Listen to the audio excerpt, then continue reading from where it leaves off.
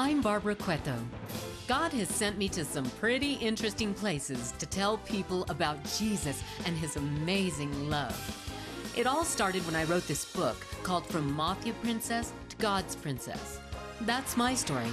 I know firsthand how easy it is to live in the world and to bend to the pressures of its standards and values. But it seems like it's getting harder and harder for a genuine follower of Christ to live in the world, any place in the world, and be a real Christian. Hello and welcome to Real Christians, the show that features, you guessed it, real Christians. So what, you might be wondering, is a real Christian? I asked that very question to some random people on the street, and this is what they had to say. What, in your opinion, is a real Christian? Somebody that follows the Word of God and does everything right that they're supposed to do, stay out of trouble, and be a good person more than anything. Are there a lot of those? Nope.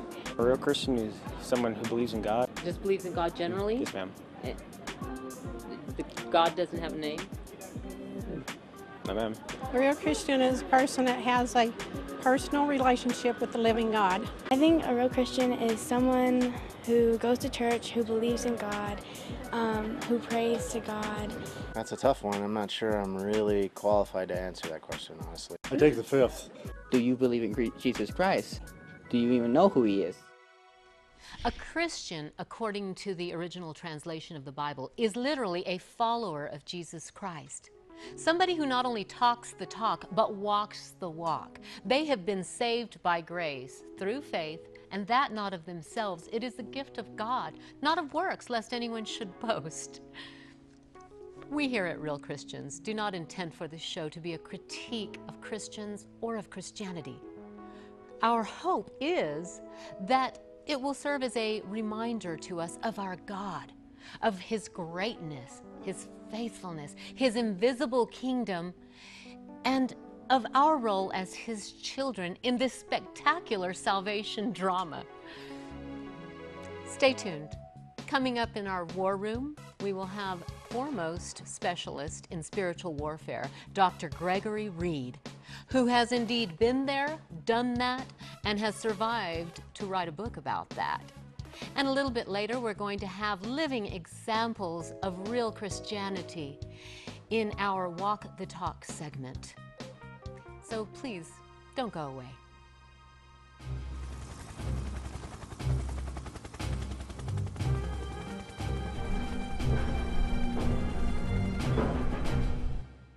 The Bible tells us in the book of 1 Peter to be sober and alert because our adversary, the devil, prowls around like a roaring lion seeking someone to devour. Fortunate for us, God has provided experts on the subject of spiritual warfare to help us Christians to fight against the devil. And to that end, I welcome you, Dr. Gregory Reed, to our show and your expertise. Dr. Reed has a very compelling testimony. I want to give some background first, Greg, if you don't mind. Do you mind if I call you Greg? That'd be fine, sure.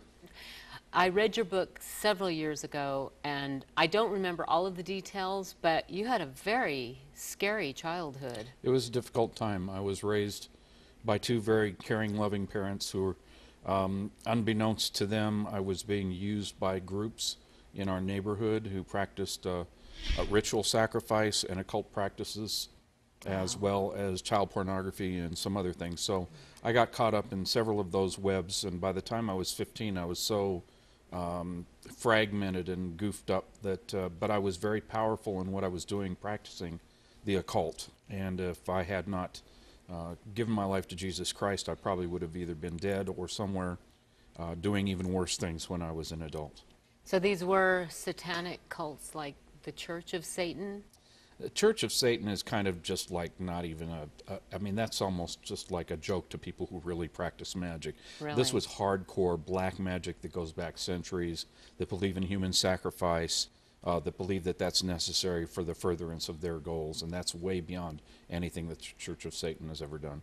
But I guess what I'm getting at is that when the Bible talks about our enemy prowling around like a roaring lion seeking someone to devour, he prowled around and he found you. He did, and several other kids as well. Through these groups. Through these groups, and it was back in the 60s when a lot of things were hidden, and it was a very hidden society, but it was also had its feet in Hollywood and some of the people there. But you say it was hidden. Is it still hidden?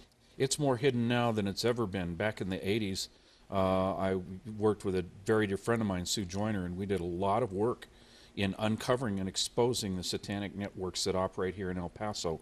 It was huge in the 80s, and it's gone almost completely underground, but it's still very much there. Well, that must have made our enemy, the devil, very angry for you to go. And that leads me to our next topic. How does a Christian in today's society, right now, we live in a society where it's almost, you have a stigma attached, especially here in the United States, not to mention in other countries where Christianity is, where it's not supposed to be a Christian nation as the U.S. is supposed to be, and I'm seeing less and less that it is. However, when Christians stand up for what we believe, when real Christians stand up for what we believe in and Christ and his morality, how do we fight against the enemy? Because the enemy comes against us, doesn't he, when we do that? Oh, absolutely. And now it's becoming something more in the public arena. We have to remember, because there's like a three-headed dragon that I see that's set up right now to completely take the power out of the Western church. And it's these three things: the abortion issue, homosexuality, and Islam. And those are the three things that we are not prepared to fight. We don't understand how to fight. And in everything that's happening right now, particularly on the political front, it's so crucial that we as Christians understand we do not war against flesh and blood, but against powers and principalities and spiritual wickednesses in high places. If we don't understand the war in the spirit, if we don't understand that end, we're not going to make any impact in what's happening in the public square. Okay, but how do we make an impact? How can I make an impact? Or a person that, what this show features is real Christians, not real famous Christians. Right. So we all have our battle to fight. Sometimes I think we get the impression that when you're in this public spotlight, or such as you are, fighting a very public battle, that's when the devil attacks. But he'll attack you in the school, won't he? If you stand up for these, what God stands for in the terms of abortion, traditional marriage. And we spoke about traditional marriage before the show. We talked about that is a hot button issue today. I find it interesting that Jesus said in the last days, now he said it's going to be like the days of Noah. People will be marrying and giving in marriage. In the days of Noah, there were many unlawful marriages, right? Yes, it was. If we really look at, according to the Old Testament, what that really was, violence would fill the face of the earth. Colorado did not surprise me just recently at all, because this is a result. Psychologists say, what was wrong with this guy? And I say, sin gave birth to death. That's the explanation. And the war is getting very visceral. So we as Christians have to realize, whether we're in the school, whether we're at our jobs, whatever we're doing, whether we're fighting for our families, it is a one-on-one, hand-to-hand combat, and we need to realize we need to keep ground and move that ground forward. And the way that we do that is by leading the people around us to Jesus Christ. But make no mistake about it, we're in a post-Christian era now, where the forces of darkness are going to seek to silence the word of Jesus Christ in this age. And they are. Yes. And they are. It's getting more and more difficult to stand up. Recently there was an issue, and I don't want to go too much into it. Someone stood up very publicly for traditional marriage and has absolutely been lambasted because of it. You almost can't say that God's law is law in your life. And as much as certain groups claim to be very tolerant, they are very intolerant to Christians. Yes. And so how do we fight that? How can I fight that? Well, we fight it, first of all, with prayer, and secondly, with love, loving the people who are opposed to Christ. But we also have to have a new position where we're willing to say, this far and no farther. This will not infect my family. This is not getting into my children.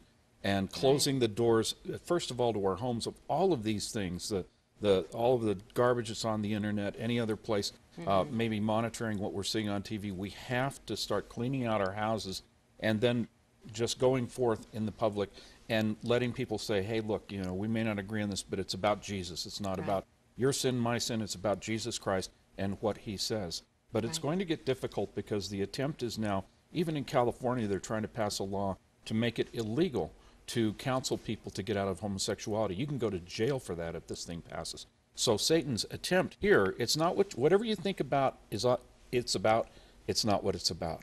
And I told my class on spiritual warfare, if you don't understand the spiritual component, it's just going to look like the whole world's gone mad. Right. When you understand this, then you understand, like a law in California, the purpose of it is to keep believers from leading gay people to Jesus Christ. And it's issues we just have to say, well, I know what the Bible says, I know what it commands me to do, and I'm going to do this even if it will cost me jail time, which it will some of us before it's over.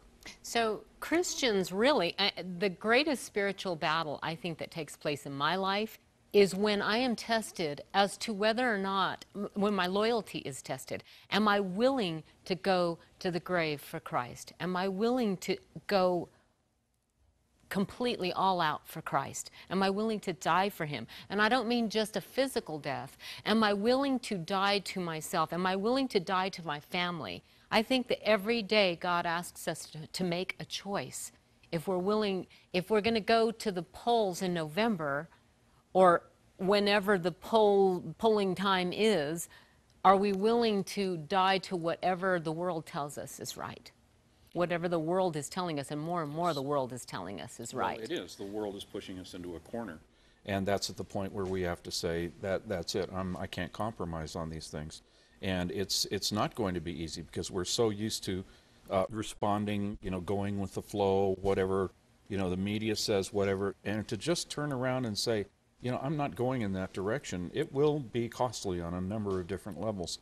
But, you know, that's where we have to make that decision. When Jesus turned to all the people following him and said, unless you eat of my flesh and drink of my blood, you shall have no part of me. It says from that point, many turned back and didn't follow him anymore because he was saying, I want it all.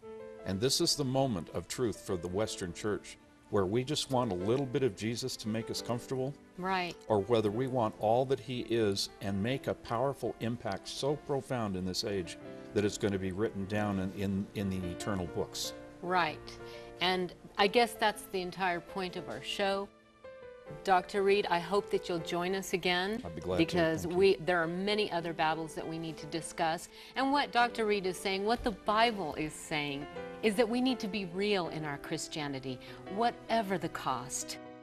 From Mafia Princess to God's Princess is the story of how God miraculously turned my tragic past, including marriage in the Mafia, into a testimony that has encouraged people the world over. For your tax-deductible gift of $20 or more to this ministry, I'll send you a signed copy of this book. For your gift of $30 or more, I'll include a CD which includes Princess, a song that speaks personally to women's hearts everywhere. Call the number on your screen now to partner with us and the crucial ministries we support, which are highlighted on this show, or go to realchristianstv.org for more info.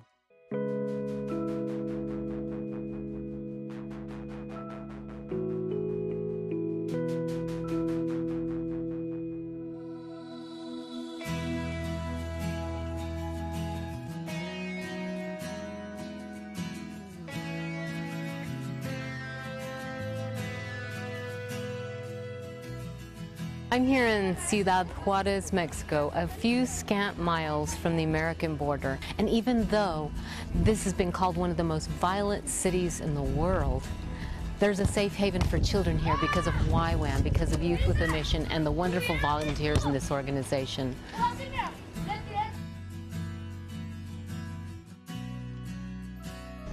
The children that we get come from all different economic strata, but a lot of families that are poor, that have been, you know, we see poverty, addiction, violence, abuse at the core of a lot of the children's problems in their family situations. We don't take children just to take them. They have to come from a situation where they're in danger or in danger of being harmed in some way.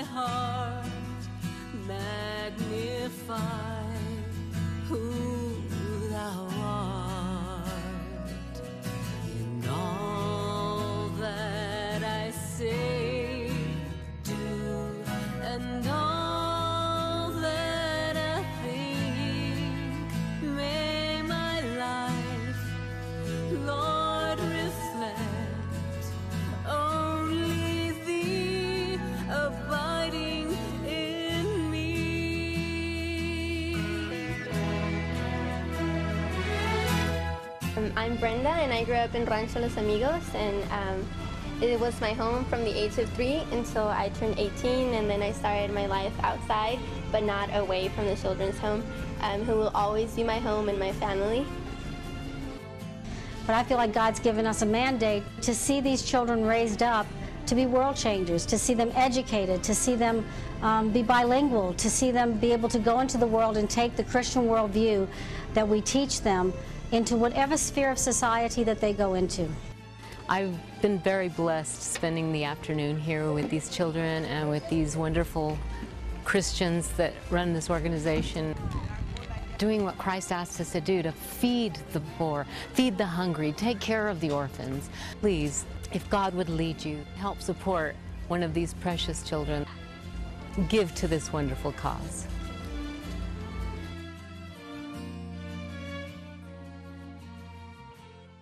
That's really fabulous. I can't tell you how much I enjoyed my time with you all in Juarez. And I welcome to the show today Brenda Luna and Mary Beth Mayfield, the director of YWAM El Paso Juarez. I thank you guys so much for being here today, and thank you for the work that you're doing in Juarez, Mary Beth. I want to thank you on behalf of Christ for doing that work and embracing those children that are largely forgotten, are largely ignored, especially in a city like Ciudad Juarez that is so dangerous. But I think it's a privilege.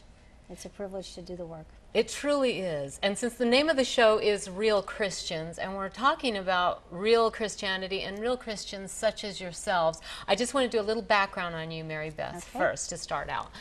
Tell me, were you always a missionary? No, I started out in the private sector. I did management, marketing, and training for a fast food company for 10 years, and enjoyed what I did corporate training. And it was during that time that I came to know the Lord, prayed to be a missionary for 8 years, and finally God released me to become a missionary. And then God led me to learn Spanish, work with Spanish-speaking people, and then led me here to El Paso, Juarez.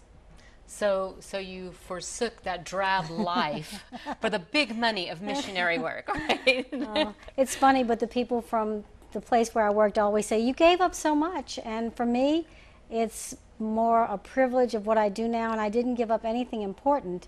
The things I gave up pale in comparison to what I've received just from trusting in the Lord for everything I need to do what I do, and just seeing the result in people's lives, like in Brenda's life.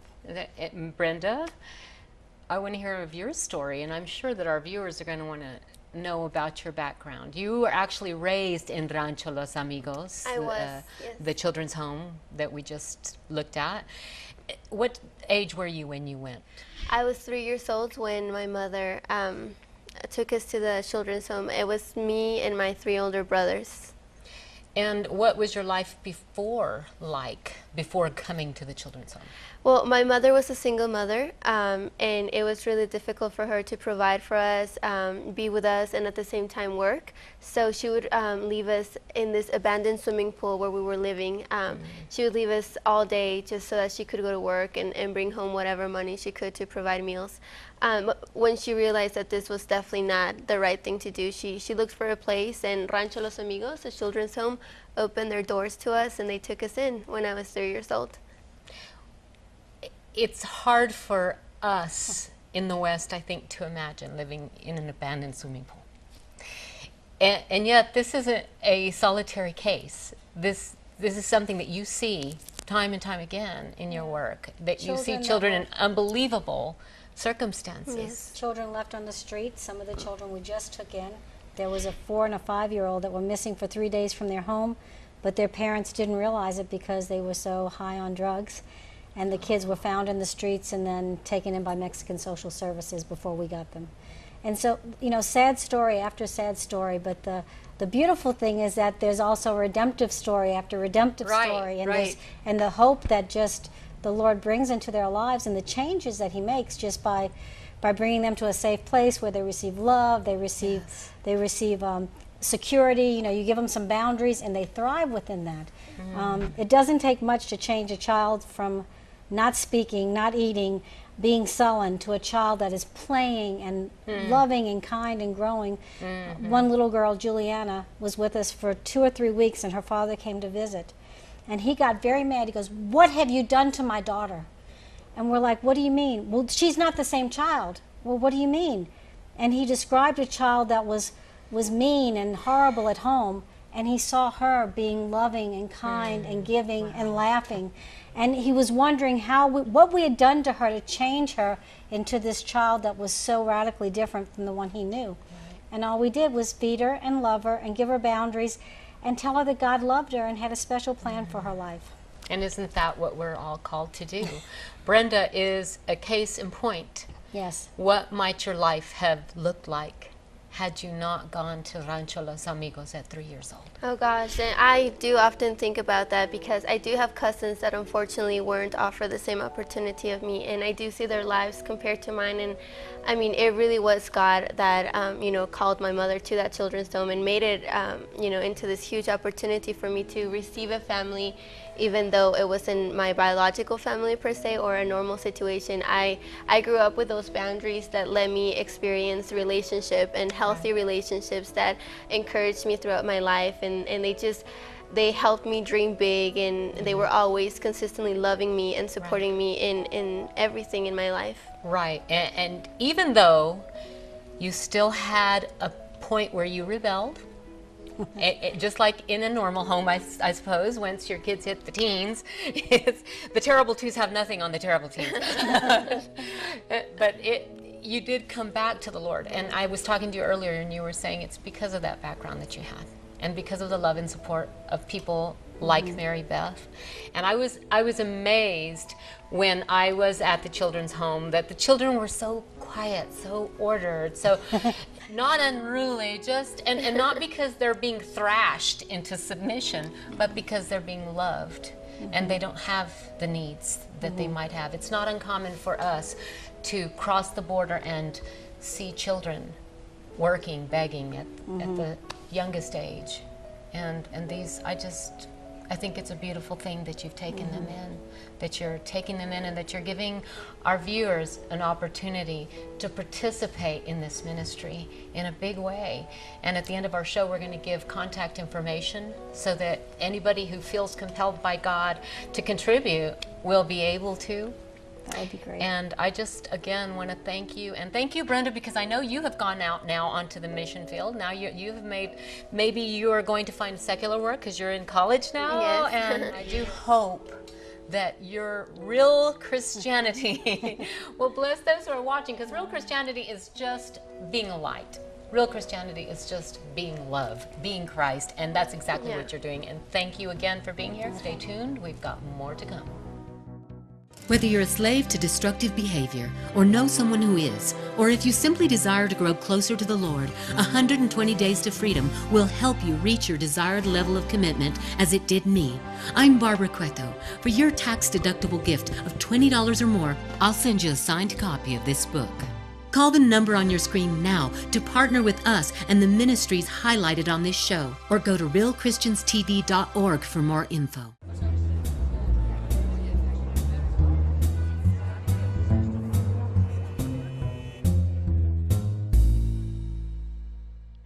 The Bible says in the book of James, chapter 2, verses 19 and 20, "You believe that God is one. You do well. The demons also believe and shudder. But are you willing to recognize, you foolish fellow, that faith without works is useless?" I referred earlier to Paul's letter to the Ephesians, in which he says that we are saved by grace through faith and not of works, lest anyone should boast. And that is very true.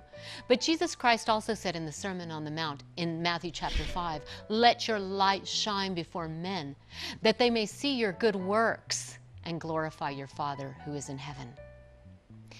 Dietrich Bonhoeffer, who was a martyr under Hitler's Nazi Germany for standing up and being a light and salt and light in Nazi Germany, said that he believed that the sum total of Christianity could be found within the Sermon on the Mount, from the Beatitudes, Matthew chapters 5 through 7. If we truly lived, if we were truly disciples as Christ called us to be, we could affect our communities, we could affect our worlds through just being salt and light. Jesus said that a light hidden under a bushel is no light at all. Salt that has lost its flavor is no good for anything but to be thrown onto the road and to be trampled on by men. To be trampled on by the world, he might have said. Salt that has lost its flavor is dirt. There was a very famous pacifist and leader in India during the British reign of India. His name was Mahatma Gandhi. He loved the Christ of the Bible. He loved what Christ taught about. He loved who Christ was. But he simply couldn't abide becoming a Christian because he said he'd never met one. There were many Christians living in India at the time.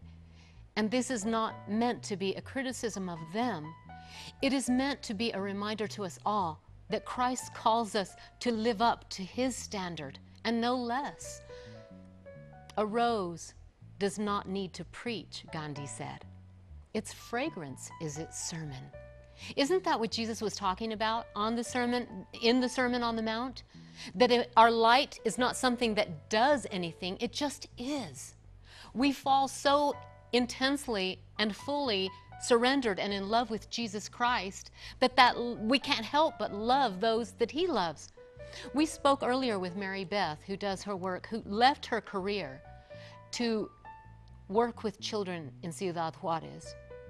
And right now we know about Juarez because it's in the news every day. It's in the world news. It's become known as one of the most dangerous cities in the world. But at the time that she came, it was just a little border town in Mexico, a nothing town. But she left her job and went there because Jesus said, "Follow me," and she followed. When Jesus called all the disciples, he said, "Follow me." I would say Jesus is saying to us all today, follow me. The original translation of Christian in the Bible, Christianos from the Greek, means follower of Christ. In order to follow him, we must follow in his footsteps. Be that light. I would never want it to be said that my children did not become Christians, did not believe in Christ, because they didn't see my light shining in the home.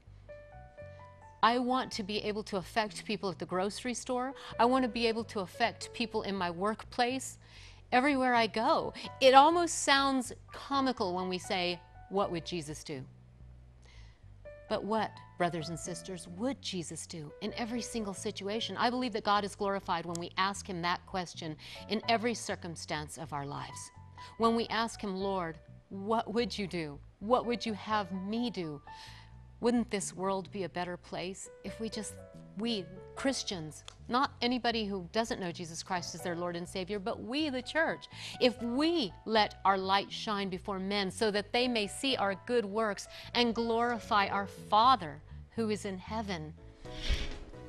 I do hope that you'll join us next time for Real Christians, when we will be taking a closer look at Christianity, at Jesus, the Lord of the Bible, the Lord of our lives, and as we'll be examining the lives of Christians who are going out there and letting their lives shine. Just ordinary Christians, like you, like me. I do hope you'll join us next time. And until then, may you have peace. May you have great blessing. And above all that, may you be. If you need prayer, please email your prayer requests to prayer@realchristianstv.org. If God is calling you to partner with us in our work, call the number on your screen, or you can donate online at realchristianstv.org. God bless you. Please contact us to order your own copy of today's episode.